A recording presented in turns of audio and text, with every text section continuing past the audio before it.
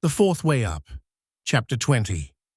Intrigue, how it works and how to combat it. Intrigue usually consists of three individuals, two intrigued and an intriguer. Of course, these can be groups of people.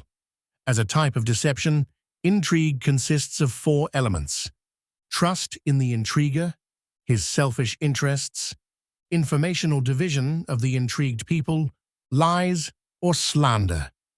Considering this situation from the perspective of the expanded law of three, we get the following scheme. The intriguer, being the third force between two people, distorts the transmission of information in accordance with his plan for carrying out the intrigue.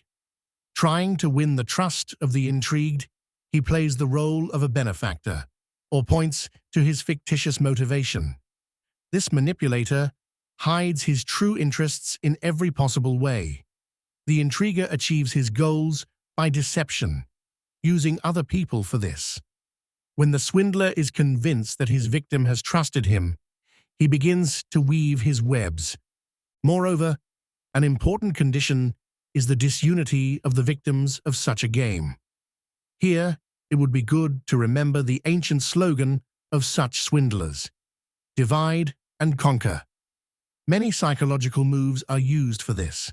For example, intriguers use suspicion, envy, jealousy, stupidity, suspiciousness, ignorance, guilt, fear of offending, pride, fear of punishment, etc. Having made sure that the victims of the trick are disunited, the swindler begins to distort the truth in one way or another. Lies can take many forms. Cunning troublemakers do not say anything directly, fearing to be caught in a lie later. They act with hints and vagueness. If the investigation begins, such a rogue will always come out unscathed. As a rule, at this stage, a manipulative game unfolds. An experienced intriguer has a large number of such intrigues in his reserve. Only an observant person familiar with manipulation and present here and now is able to win this psychological struggle. One can depict the interaction of the trickster and his victims in the practical form of the algorithm of the expanded law of three. In the first stage, the manipulator gains trust and integrates into the interaction as a third force between his two victims. Then, he gives false assessments, slander, regarding one of the victims, IV2, of his game to the other victim, IV1. The false assessment is sent from +N to ++. Having received some judgment from this person, the schemer transmits a deliberately distorted message to another subject. And so, the intrigue is spun in a circle. The intrigue can begin both with a sly assessment of someone and with a distorted transmission of someone's statement. Therefore, experienced diplomats carefully choose their words and monitor their facial expressions and gestures to avoid becoming victims of intriguers. From the Gospel, it is clear what a subtle diplomat Jesus Christ was.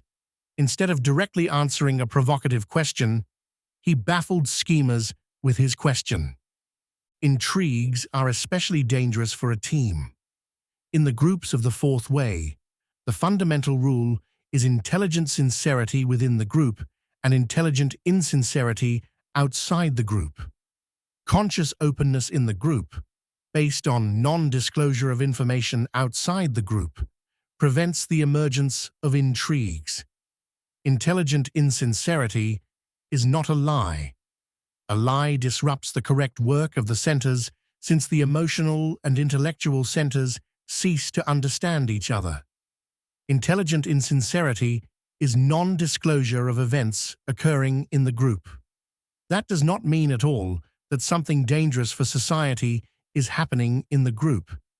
It is just that each person has a sufficient number of secrets about himself, the use of which by evil-minded individuals can cause him harm.